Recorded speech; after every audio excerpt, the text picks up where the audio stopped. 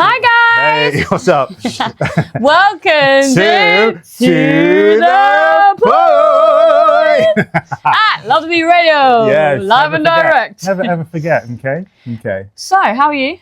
I'm good. On top of the world, on top of the moon. I was going to say. Okay. I'm there as well. Good. Multi-dimensional person. Well, obviously. How are you though? I'm good. Yeah. Yeah. Feeling good? Feeling good about life? Yeah. I am feeling. Yeah. Yeah. I mean, we might depress you soon, Hold up. but let's talk about that. Yeah. Let's. So, what's going on today on today's show? Very good show. It's a great show because we have a guest. We do. We have a guest on. His name is John. And do you know what? This guest literally just came to us. Tell him how it came. Because, okay, so I was out and about. Yeah. And I think it must have been like some sort of social media. Yeah. And I was just scrolling along and, I don't know, looking as you do. Mm-hmm. And this video popped up and I saw this guy. And something made me send it to Phoenix. Yeah. And then I just thought, do you know what? I think it would be good to have him on the show. And you were just like... I was like, well, he actually did say a number. He said, call this number at the end of the video that you sent. Yeah. And then she was just like, well, call him then. I was just like, okay, I will. Call him then. I said, I said, get him on. You do it. Yeah. So he lays with John, his name is. And we're not going to tell you just yet what it's about because we want to speak a little bit about fear and love first. Hey. I think we need to set the tone so that you don't... Do you know what I mean? The last thing we want is for you to watch something and feel fearful. Come away depressed and fearful. Yeah. So I think we need to preface. Yeah. And I agree. Because the thing is, you can choose whether to live in a state of fear, listening to other people or other agendas. Yeah. Or other... sources. Yeah, like the news, whether for that be instance, the media or social media, wherever. And you can choose to say, well, I'm afraid of what they're saying. Yeah. Like, I don't want that to happen to me. I'll take these actions because I'm afraid. I'm afraid. Or you can be aware.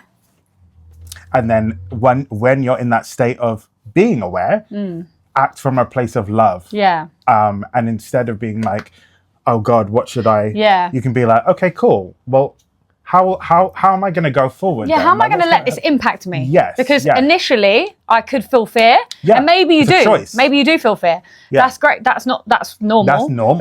Especially when, let's bear in mind, these things are trying to make you fearful. Yeah. If you feel fear, they did their job well. Yeah. Now, you're always in control of your thoughts. So you can have that fearful thought and then you can change it. Yeah. It's up to you. It is up to you. Yeah. 100%. So, I mean, because we are going to... It's a very interesting interview. It's a really, really... Do you want to say what we're going to be doing? So we're essentially going to be having a chat with John, who is... got his own funeral. He's got his own funeral business. So he's seen a lot of autopsies. And he's seen a lot of autopsies of people who have had the COVID vaccine. Yeah. And he noticed something. Yeah. So the video that I saw was basically him trying to spread this information without spreading fear. Yeah. Just wants to raise, he wants the alarm to be raised. And so just so that the public know. And he's been doing this for 4 years. Yeah.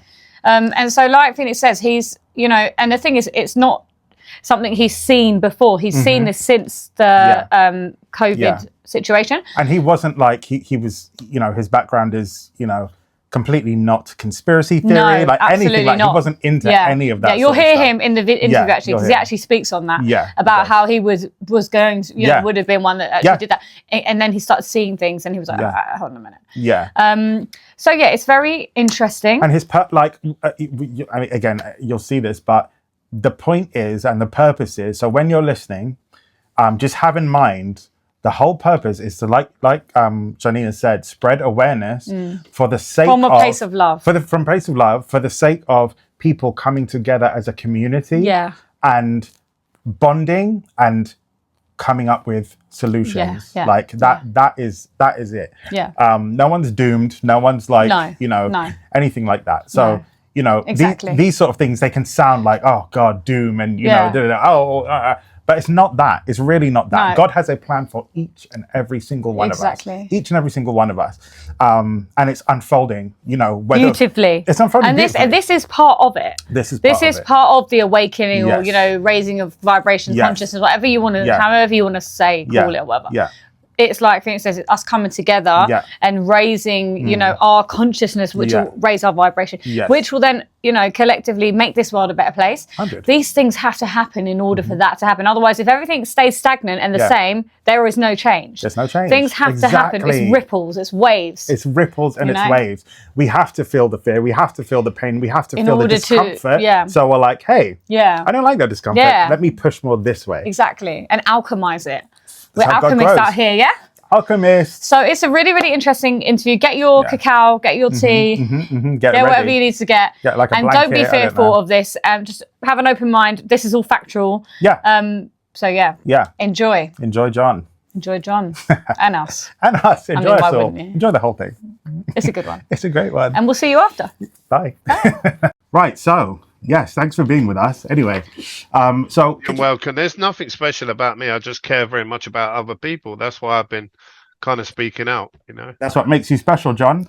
Welcome to the point. Be honest, I never saw that though. I thought everyone was the same. If you saw a great danger for other people, that everyone would speak out. But sadly, they value money more than people. Yep, everyone is definitely not the same in that respect, which it blows our mind. Blows mine as well. I struggle to understand, when you've got people kind of saying, oh, well, it was 2 years ago. And, we're like, really? These people are dropping down dead now. Can you just give us, for the viewers that don't know you, a brief sort of introduction to who you are and what you do? Yeah, so my name is John. I'm a funeral director based in Milton Keynes at a place called Milton Keynes Family Funeral Services.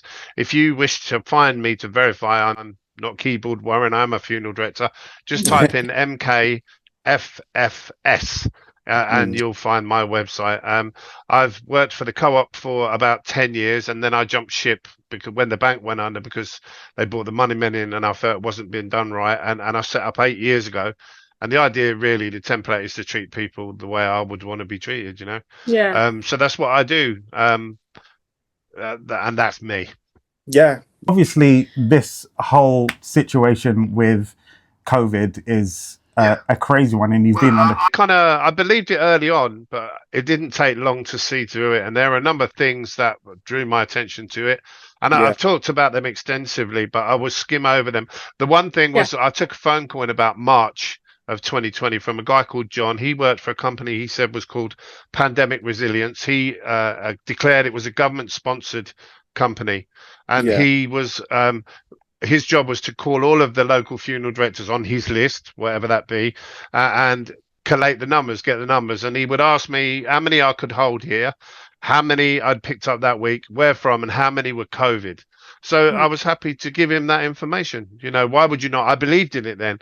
So he would ring up every Monday. I've still got his number on my mobile phone, and straight away he started trying to steer me. And by that I mean, because I was going out and this was when doctors had stopped attending deaths, that we were told that was to protect the NHS, and this is why people are banging pots on doorsteps. There was a big psyop going on.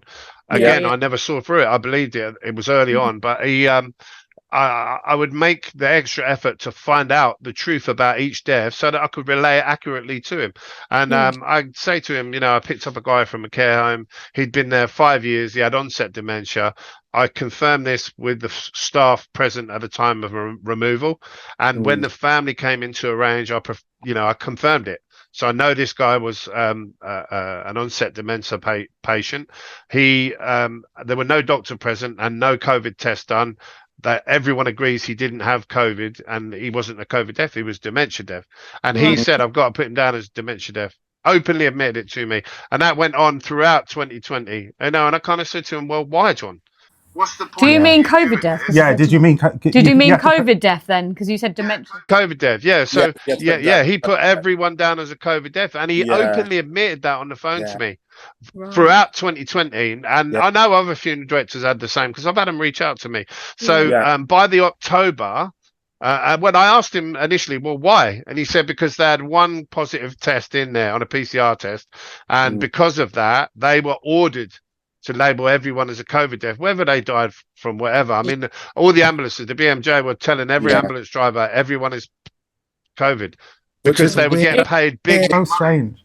Whether what that meant was by the end of 2020, there were no more deaths than normal, but there were loads of COVID deaths. Exactly. Everyone was saying, "Oh, save me, you know." And then the moment needles went in arms, it went through the roof, and it's been like that ever since. And from about halfway through 2021, I began seeing white fibrous clots inside people. And these are the said clots.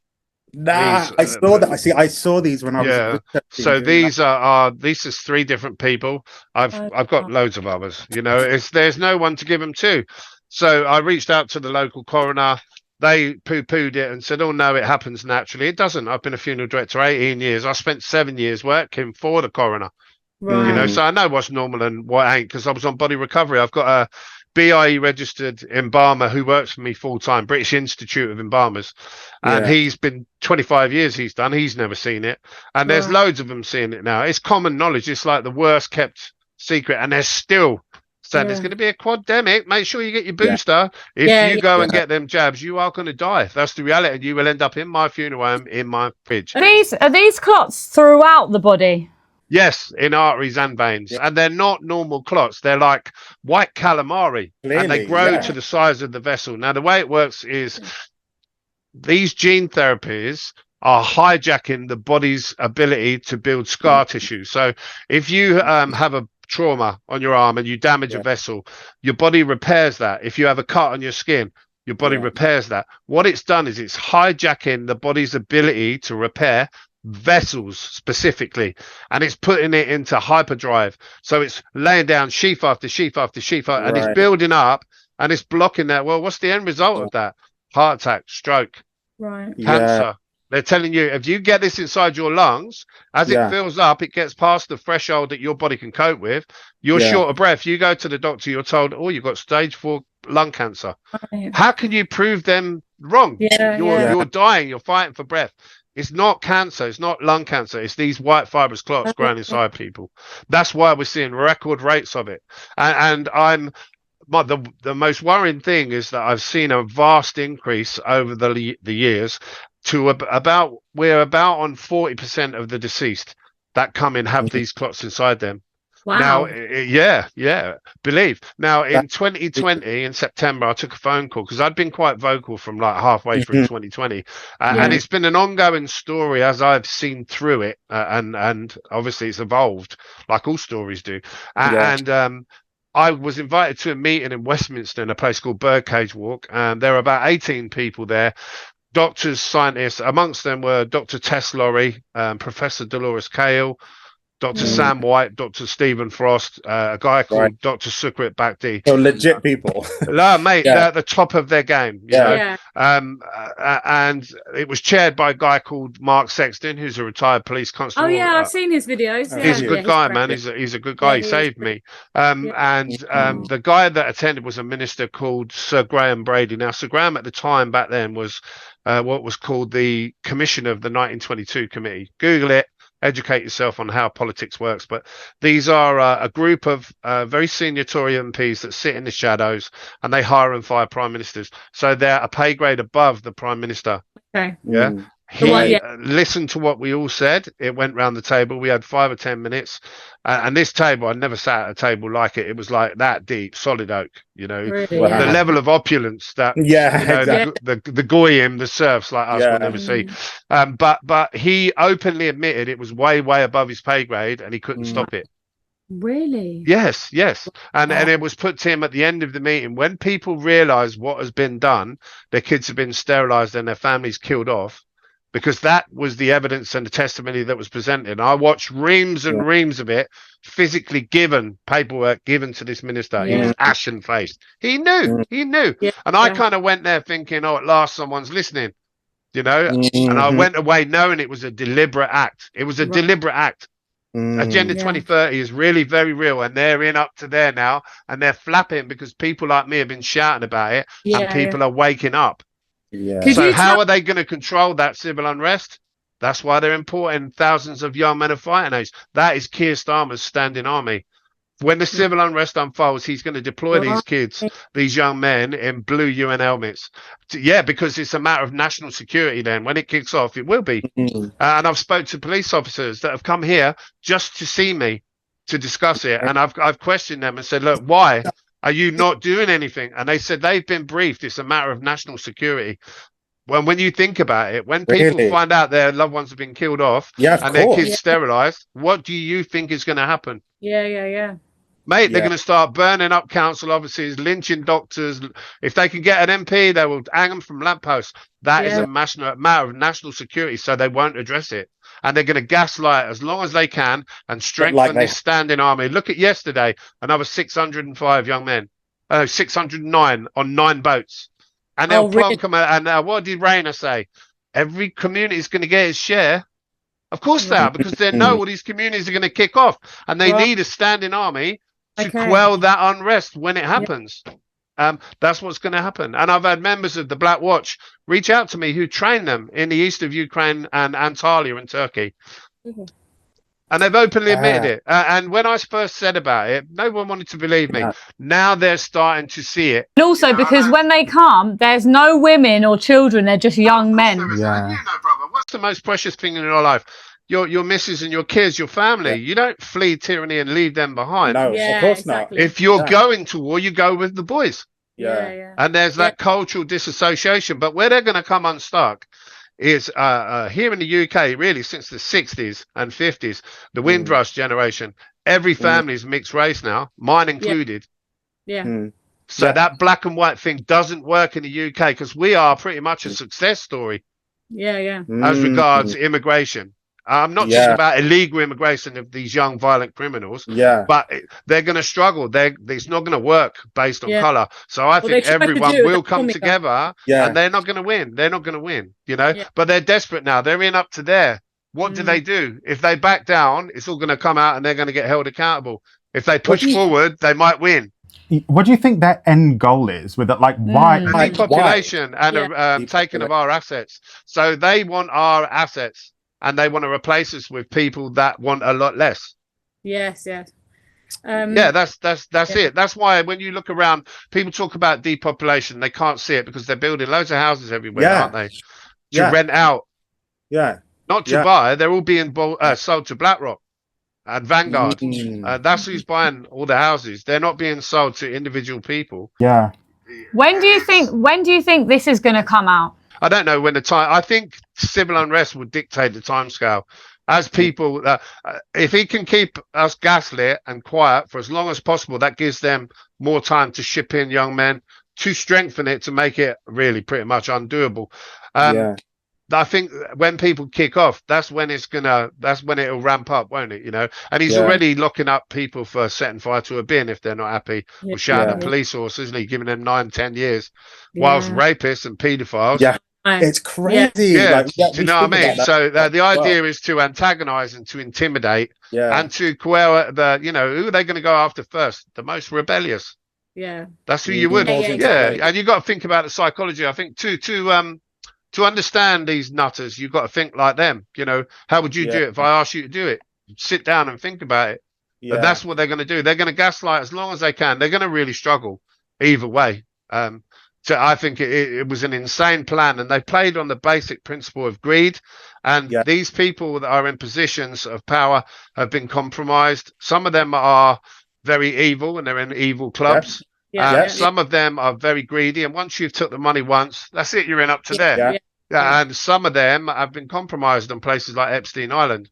You know, so if I take you to Epstein Island and I apply you with some coke and some drink and throw you in bed with a couple of 13-year-olds, and that's document that, you know, so that's why, you know, don't tell me these intelligent people are standing there passing frankly ridiculous policy, and they stand by that. They do as they're told to do. There is no democracy.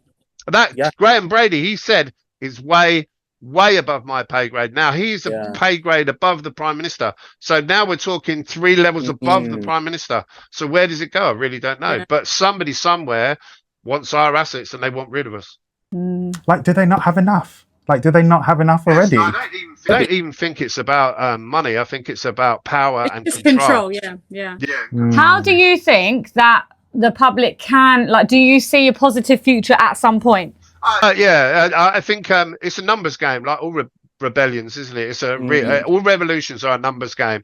How do we generate the numbers then? Because we ain't got no guns. We ain't got a Second Amendment here like they've got in America. That's why they're treading more carefully in America, because they can't, they've done a few mass shootings, haven't they, in schools, desperate to try and disarm Americans, desperate to try and revoke that Second Amendment. They disarmed us here a long time ago. So all we've got is numbers. And I think this is a battle we can win without firing a shot and without remaining lawful. I think 5 million down the M1. And literally a mass exodus, brother, of people. How do we organise down that? to Westminster? I think people, when it gets to that low point, people will gravitate towards it. They will. The reality is, we're using the internet, the weapon that we are utilising their weapon. That's why they're now looking at trying to monitor the internet. I listen to my boy, he's 14, and what he's listening to on TikTok. They're all talking about, they're educating these kids. These kids know, mate, what they're doing. So that's why they need to stop it, and they need to monitor it and digital ID it. And, it's you either see it or you don't. And I think once the veil is lifted, I was never a conspiracy theorist. I'm a professional undertaker. I kind of glanced, and I think we drift into awakeness and then back to sleep, some of us. And I looked at 9/11 and I knew that was a lie. And I thought, well, do you know what? They're plundering another country for gold and oil and laundering money. And that's what they did. That's what they do. That's what they're doing now. Nothing's changed, And I've slowly come to realize that we're actually born on the side of a great evil who doesn't think anything of us. We are just the goyim. We're fucking dogs. We're 100%. And I've also heard many a rabbi talk about Islam being the broom that they're going to sweep Europe with. So when these people realize that they are being used as well, and we have a common enemy, the enemy of my enemy is my friend. So I think people will come together, but it has to get incredibly dark and go down that path, as if it's not already. It is what it is. It's a very intense time to be alive. And I don't people sort of say, oh, you're a celebrity. I don't feel a celebrity. I'd rather be known to be a good footballer or a singer or something. Not for this. It's awful, isn't it? Let's be honest. I can't wait to go back to be able to take a step back and just be me. I hear that for sure. Well, I mean, this message that you're trying to get out, I genuinely believe that's part of who you are and why you were born now. I've said many times, if I stood at the bottom of a big hill and I was talking to you and you had your back to the hill and there's a runaway dust cart, would I say nothing to just step out of the way at the end, or would I say, watch the dust cart? It's no more than that what I've done. I care. I love kids that I would never meet. If you see a baby, it doesn't matter to me what colour that baby is, what faith it is, and they're wandering in the road, you still throw yourself out there and pick that kid up and love it and nurture it and look after it and protect it. Unfortunately, we're surrounded by people in the upper echelons who don't think like that. I was going to say, what's your message to the people that are aware of this, who are keeping shum, like the doctors and all that sort of people? Well, know that your time is coming, because as people realise, they're going to target the people they can get hold of first. It's going to be you. It's going to be you. And I understand. We're all slave to the moneylender. This is a modern slavery system. People make me laugh. They're so stupid. Slavery was abolished 200 years ago. No, it weren't. It's just evolved and it's been tweaked and modernized. And we have posh hamster cages now, don't we? More elaborate hamster cages. That's all it is. And they've made a mistake where they've let us attain wealth, and they want that wealth. We're being replaced. And when you look at it, we're only a drop in the ocean in the UK. That Africa is so many more times bigger, they can replace it. They're not bothered about who it is or the colour of their skin. They want slaves.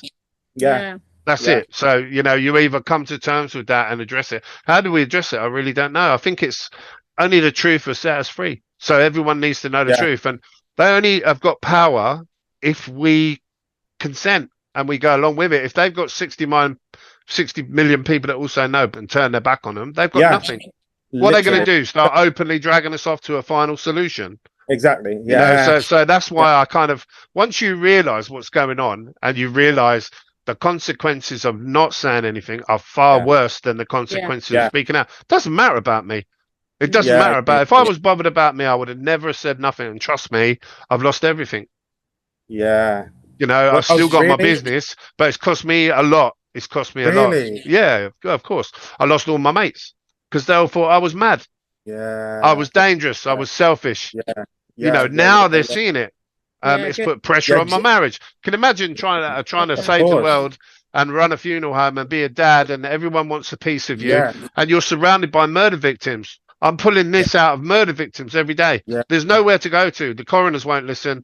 I've been down the police station and said to yeah, the desk sergeant 2 years ago, I went down there and said, look, I'm a local funeral director. I run Milton Keynes Family Funeral Services. I've got real concerns over a number of deaths of people in my care. He went upstairs, yeah, he spoke to his gaffer, he came back down, he was totally disinterested. They don't want to know because they're all under the play of Involved. these Yeah, demons. Yeah, that's the reality, you know. So I sat there for about 3 hours, and then he said, "No, there's no one to see you. You know, Right. they'll come to visit me here for a hateful Facebook post. Do you know what I mean? yeah. That's crazy. You know what I mean? It's not right, brother. It's not No. right.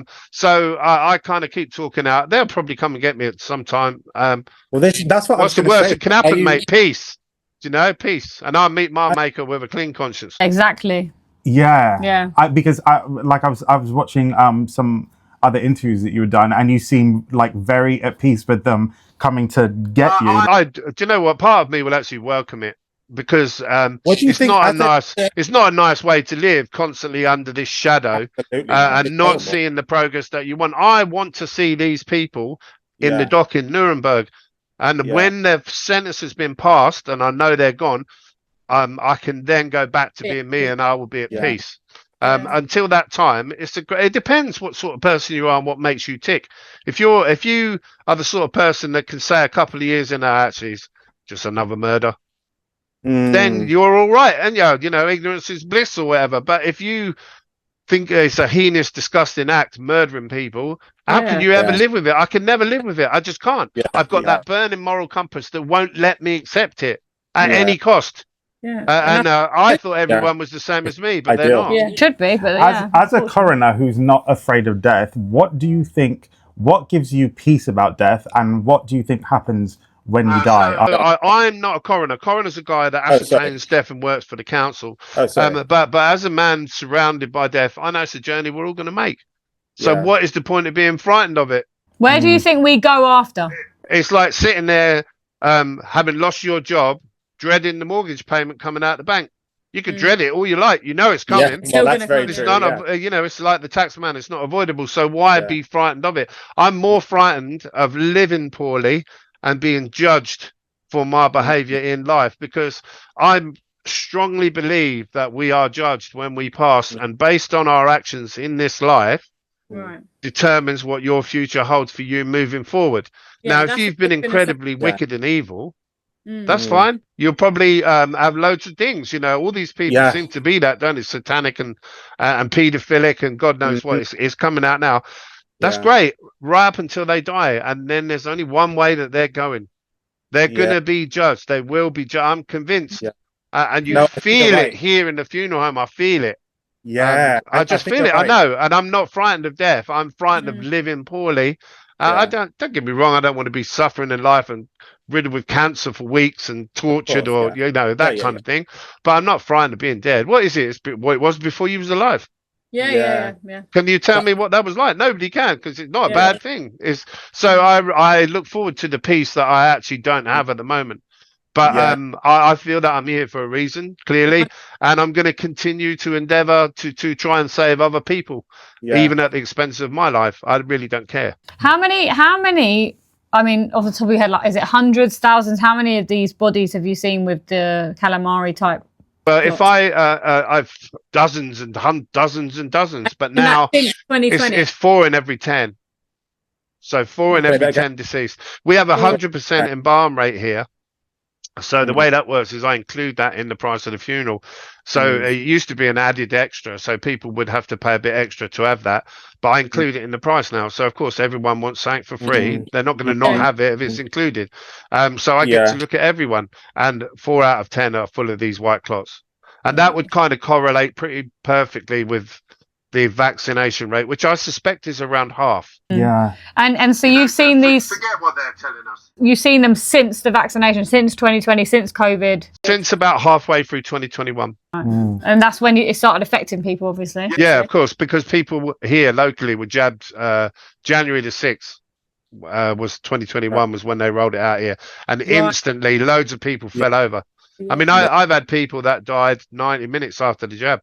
Yeah. No, I've heard of people the same. Loads. I had a girl of 28, Chantel Stafford, her name was, and her parents won't mind me telling you her name because they're horrified and they're angry, and nobody would listen to them. The coroner didn't want to know. They said, it's a thrombosis death. That's as far as they need to go. Do you have any advice for people who have had the jab and are now hearing this information and are scared? Yeah, I would say to you, firstly, educate yourself as to what's actually being done. Don't be frightened, because only the truth will set us free. Know what you can do to mitigate it. There are things that you can take: NAC, bromelain, nattokinase. Don't go down the route of having any more, whatever you do, because what's happening is we've got a circle of death where these people, their health is failing because they've been poisoned, so they're more vulnerable, so they need more protection. You know, and they go, and it's down the spiral, down the plug hole. They need to not take any more. That's the most important thing, and they will be coerced. They'll be pushed. And they did a very clever psy-up with the NHS and banging pots on doorsteps, because I was coming home. I was watching these neighbours looking at each other, all feeling togetherness, banging them. You know, it's really give these people hero status. It's a very clever move. So how do you then say actually what they're doing is very dangerous and detrimental? You know, when they first rolled it out and they said we're treating COVID patients with a drug, an antiviral drug called remdesivir, for example, was the only thing they put on the table. If you Google side effects of remdesivir, now bearing in mind that we're told that COVID is a respiratory ailment and makes it difficult to breathe. Google side effects of this remdesivir. It's the only thing they would give them. What are the side effects? The common side effects: difficulty breathing, wheeziness, tight chest. Why would you give that to someone who already can't breathe? It makes no sense. And then why would you monetize having COVID on a death certificate? Because that's going to encourage doctors to put COVID. And it's the protocols. The government policies were generating COVID deaths. What do you believe COVID really is? Do you think it was made in a lab? Or I think it was probably a mild bioweapon to hospitalize people, and the rest is done with malfeasance and poisoning people with the vaccine, the subsequent medicine. These people work on a problem solution basis, don't they? You know, and it's very interesting now we're hearing about people like Nigel Farage, who people are looking to, are pushing for reform to human rights laws and us to leave the ECHR. And people cannot see any further than that. Because the only way we can get rid of them. There's a reason that you and me have not been vaccinated, and that is because you've got the right to say no, the human right to say no. So if I remove your human rights, well, if I was to remove your human rights, you can't say no. Of course, So that's why they're pushing. They're flooding the country with these young lads. They're also saying that the only way we can get rid of them is to change the human rights laws. Because you think about it, when we try and get rid of them, what happens? Human rights lawyers jump on them, don't they? On taxpayers' expense. And they defend them, and they end up staying here anyway. Well, if we reform the human rights laws, we can get rid of them, and everyone will go, do it, not realizing they're actually forfeiting their own human rights. Very so then when they announce disease X or bird flu, and they mandate, guess what? They're going to come door to door. These young lads in UN helmets come doors, and people just can't see it. They can't believe it. But it is what it is now. It's going to unfold the way it's going to unfold. And I wished I had £1 for every time someone said he was right. All my conspiracy theories, you know, when I spoke out 4 years ago, everyone said I was mad. They're not saying that no more. They're all gone quiet. They've all gone quiet. Nobody wants to. And what it's taught me, and I've still had very few people that have come to me and said I was wrong. I'm sorry. And it's taught me that it's easier to fool a man than it is to get him to admit he was wrong. Pride is a thing, isn't it? Yeah, of course it is. Big time. It's one of the 7 deadly sins. I see that now. I always wondered about pride and thought, well, how is it a sin? You know, I've got a lovely car. I'm really proud of my car. It's not that kind of Not that pride. kind of pride. No, Yeah. it's putting your hand up, isn't it? Yes. Yeah, yeah, That 100%. clicked for me now as well. Yeah. Yeah. It's a learning process. I've learned so much you wouldn't believe. Ignorance is really bliss. If you think let's say that they came mandated and came door to door, I mean, some people are not going to have that. That's when it's going to be. I mean, what's going to happen? That's Civil war. Yeah, civil war. God.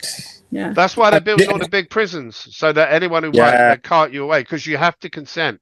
Even if they come door to door, they'll put pressure on you. I don't think they'll be physically holding you down, but they will try and cart you off. Yeah. And how many people are going to want that? They're going to go, okay, then, you know. Yeah, and then they're going to go to war. Yeah, and then they're going to die. Is the reality? They're going to be full of the white clots. And it's, I don't know, you're probably not into astrology much. Maybe you are, I don't know, but I think they're you only have to look in the stars and you can see they've been looking at for millennia. Yeah. You know, there must be other people out there. The prophets have talked about the stars, and we're now entering the age of Aquarius. Exactly. Yeah. Change is coming, brother. Well, there is a great awakening. It's going to come at great cost, but people can't see there's a war on at the moment because there's no bullets flying everywhere. Yeah, spiritual war. There's a war. It's a spiritual war. There's a war, yes. There is. And I'm very mindful as well. You know, all over the world. Well, these people never took a jab to hurt us. None of them did. They took it quite often to protect us. They thought they were doing a good thing. They were told they couldn't work, they couldn't travel. They're protecting their vulnerable mum.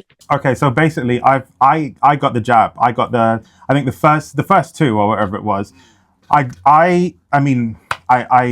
family are all, to hurt me. No, I didn't. My family are all conspiracy theorists. So I knew something was up, but I was still like, I bought into, I wasn't sure, like I didn't know, but I knew like something was up. So I did my research and I found out that the Pfizer one and another one, they mess with your RNA, and the AstraZeneca one, it is literally just like a regular vaccine. So I was like, okay, let me get the AstraZeneca one. Of the options, that one's fine. And I think I've like at least ticked a box.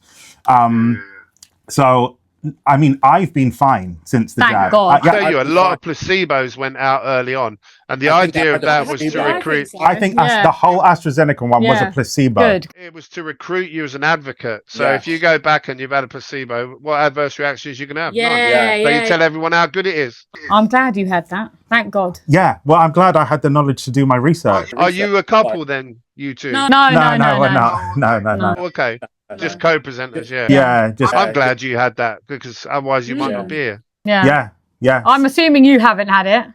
No, I never had any, and that was the mistake they made. In that they rolled it out. If they'd have said roll up, everyone come and get it, I would have gone and got it because I was frightened. You know, of course, because I wasn't a conspiracy theorist. I'm the taker. If I go down to the hospital and they say to me, "Oh, this one's got HIV or this one's got tuberculosis," be careful. I'm careful. I tell you, of course. So if they'd have rolled it out straight away, I'm a conspiracy theorist. I was like, hell no. You were on it. because they rolled it out to like they started off with the most vulnerable, didn't they? The 80-year-olds, and then the 70-year-olds, and then the 60-year-olds, and then they said, well, if you're 50, or if you're 40 and you've got ongoing things, and as they went down the line, that was who I was picking up. And then I'm talking to the families and they said, well, he went and got his jab and he come home and felt unwell, went to bed and we found him in the morning. And I was like, actually, I'm not having that. Lucky you're in that job then, so you can see you can see the whole thing. Saved your life. Yeah, of course. That's how I know. When you've been doing it 18 years, I know who should be going in coffins and in what number. And they only really started dying in great numbers once they put the needle in them, and now they're all got this inside them. Do you know? It is what it is. It is what it is at this stage, and I kind of I can't believe I haven't reached more people than I've reached, but I'm trying. You will. It just takes a little bit of time. That's it. You will. The trouble is, once it's in you, my concern is that I don't see. I mean, physically holding it, looking at it, and seeing it inside people. You know, how are you going to get that out? Yeah, how are you going to get that out of someone? You're not. And I've seen videos of surgeons pulling it out of live patients. Really? Yeah. And they're all very. Because they don't want to lose their number. Yeah. You know, if you get a surgeon speaking out, the GMC will knock them on the head and they'll deregister them. I heard about seen. a man like that in America, and he was again like medical whatever, and he started talking out, and he was talking about vaccines with kids and stuff, and they just completely they went for him. Oh mate, and if you look at the vaccine rates, I've since found out some terrible things. So the vaccine rates and autism go like that in developed countries. So don't have your kids vaccinated, especially like the HPV is dread. Absolutely dread. Yeah. Have you heard of a lady called Ellie Gray? She's quite good. Quite possibly. To be honest with you, I tend not to watch too much now because one, it's upsetting, and number two, I'm seeing it firsthand. I've got like I'm living my own documentary of dread. Yeah, it's horrible. She's trying to educate people again. What you just said, not to vaccinate the children. So it's quite a big thing. Yeah, it is what it is, isn't it? Yeah. And that's the thing. And most of us, you get rich and poor and idiots and nice people. Everyone dies. But the thing that we've all got in common is most of us are fundamentally decent people. So they can't believe that they would do it to us. And that is the biggest hurdle to overcome. Yeah, it's the trust. And they just can't believe it. But it is the truth. And I wouldn't lie. And anyone can ring me up and I'll confirm it. They're welcome to come here. And I will show them the clots. That's another thing I show a video. Is like, I'll debate anyone. I don't care. It's just like, hey, I've took phone calls all times. I've really put myself out there. My life on hold for everyone else to prove what I'm saying is real. I wouldn't lie. Why would I want to jeopardize a really successful funeral home? It's difficult for people, like you said, to believe that their whole life is a lie, that the media lies and that politicians lie to them. You're going to cling on to it because that's what you believed was true the whole time. Sure, because the thought of you might have poisoned yourself to death, it's horrific. And I worked on the door as a younger man, and when you get that fight or flight thing, some people fight, other people freeze, some run away. They've all got a different reaction to this fear. And some people, they know in their hearts, in the same way as if you were on the motorway and it broke down and the traffic's at a standstill, and usually on the motorway we're all traveling so fast, aren't we? And you're sitting there and you're getting a chance to see things that you wouldn't normally see on the motorway. The cat's eyes, the central reservation, all the bits in there. And then you know someone is looking at you. And you don't know how you know, but you go like that and you catch them and they go, yeah. It's that thing where with COVID, people know that. They've got that intuition. They know in their gut something is not right. They can't put their finger on it necessarily, but they know in their heart it was wrong. And trust that intuition. Some of us have it better than others. Same as some people can sing good. Other people would love to sing. They just can't sing good. We've all got a different abilities and to a different level. And I guess I was just quite well honed, and I saw it early on. And I knew that the only way I could do was to save it, to tell people, because otherwise they're just going to cream us off. They're going to nail us. Can you just tell us very briefly about Agenda 2030 and where to find that and what you're worried about? So all you need to do is type in Agenda 2030 into Google. You'll find it. It's the World Economic Forum are the people to watch. They're the scumbags. They're the front-facing scumbags. And for example, they're poisoning the food chain. Look at they're putting Bovir additive in cattle. We were discussing that the other day. So every hazardous chemical has what's called a cost sheet. That's COSSH. I have them in here for chemicals I've got in the mortuary. Now, if you type in Bovir cost sheet, bring it up. It's dread. It's absolutely dread. If you touch it on your skin, you have to irrigate and seek a poison specialist. Wow. Yeah, they're putting it in the food chain. It's there in front of you if you educate yourself and you and the fact that it's there on public view and you don't look. And funded by Bill Gates. Funded by Bill funded Gates, by Bill and of course. And as are all the vaccines. So it's an attack on all different fronts. He's the biggest buyer of farmland.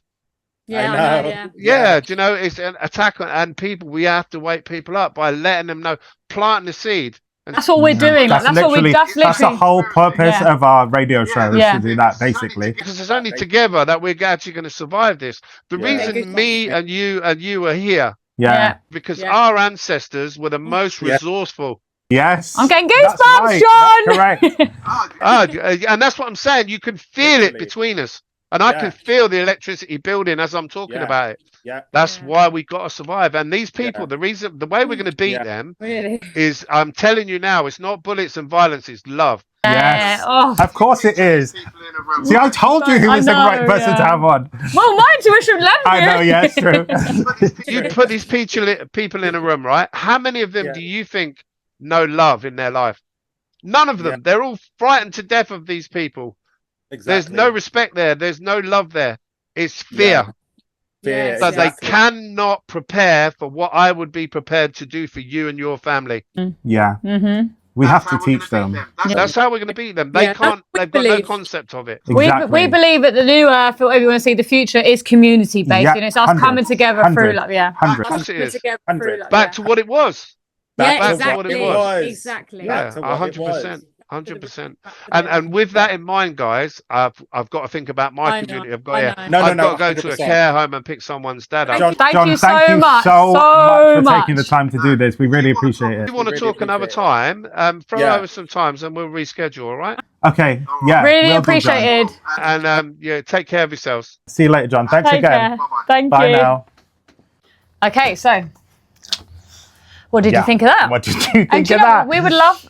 Did you see how excited we were? Then honestly, my whole body was in goosebumps. And like John said, it's because we feel it. You know, it's genuinely. it's an energetic thing. Like it's our love all communicating with each other.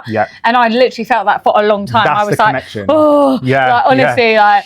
You know, what an amazing it really man. did. It's mad that he like picked up on it because it really did. There was a point where it's just like it just started to feel like electric. And he felt it as well. Yeah, I literally had goosebumps like so these my whole things are body. real, you know? Yeah, 100%. And you know what? Like obviously, it's upsetting and sad for John for where he is. What he's having to go through. Very difficult. So I can't even imagine that. Honestly, don't think I could do that. But like thank you so much to John and people like John who are speaking up against this or out about this. Do you know what? Against this and about this because it takes some level of bravery. But it's not even just. I thank you for everyone, anyone who speaks their truth. Yeah.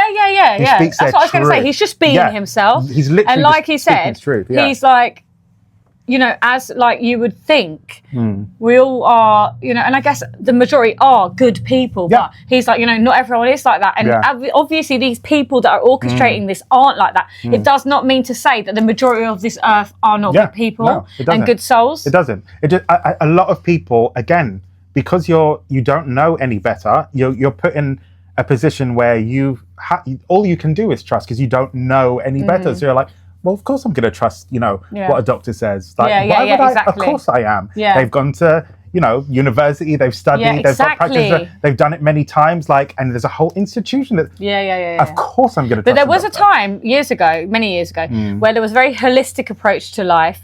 And then it was hijacked by some of these people. And it was, turned sort of medical. And that is a norm, that is known. And doctors are trained to treat the symptoms, not the cause. So they will keep you sick. And that's no fault of their own. They're going into this thinking that they're going into this thinking that they're helping. Exactly. It's not the doctors. But I mean, I must say, some doctors that are keeping strum about this, that's a different type of doctor. That's on your conscience. Do you know what I mean? Because some people do know. And they're like you said, they're afraid of using their license or whatever. Which makes sense. Like, I'm not going to say I don't understand that. I do. Like, if I was in a different position, I don't have kids. Like, if I had kids, like, if I had like a grandma to support, whatever. Like, I get it. Like, it's difficult. It's difficult. But also, I think if you trust the universe, you trust God, you trust your moral compass. Yeah, but not everyone's there yet. No, I know. Not everyone's there yet. Like, do you know what I mean? Like, we have to be acknowledge that we are blessed that we have that knowledge. Not everyone has that knowledge. And that's what we're here to do. There was a point in time where our souls, lives ago, didn't have that knowledge. No, that's true. And we would have made 100%. The same things. Yeah. But that's true. But that is the real sole purpose to the point. Obviously, we joke about and we have a laugh and that. But our message is our message. Like, we're here to shine our light and really help people in whatever way we can. And I really felt like he came at a time where, for some reason, I was like, and you were like, and he was like, and it just aligned slotted perfectly. Into place. It really did. And it's obviously meant to reach someone for a purpose or many people. And even if it reaches one person and it stops them doing, we saved your life. So. For Christmas, I'd like. I saved your life, bro. Do something. Brother. Good. And sisters. And sisters, no, yeah. No, you know what I mean. Stop We're all it. family. Yeah. No. We love you. Yeah. I know. Love to John, love to everyone. Yeah. And yeah. Hope you have a great time. Living your life. Living your life. And also look up Agenda 2030, but don't get scared. Because you have a right to say no. Yeah. And when everyone says no, we're all good. That's literally it. Yeah, literally. I mean, we don't have to consent. We have, exactly. we have a right to not consent you to can things. say no. Yeah, and it's literally as simple as that. Yeah, literally. It's not, no one's going to come for, you know, it's all good. We've got the control. We are creating reality together. Yeah. So we love you. From our hearts to yours. Right, I guess we should go. All right then.